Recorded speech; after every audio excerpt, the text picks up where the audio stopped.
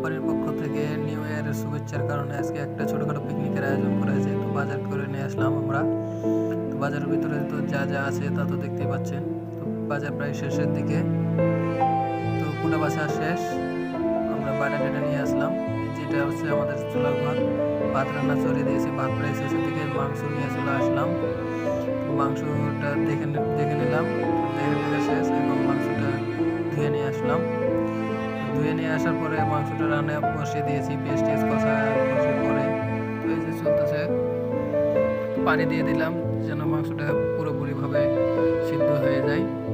তো সিদ্ধ পরে আবার ঢেকে দিয়ে কিছুক্ষণ ঢাকার পরে আবার ঢাকনা সরিয়ে নেড়ে ছেড়ে দিলাম। তো এভাবেই চলছে আমাদের মাংস রান্নাবান্না।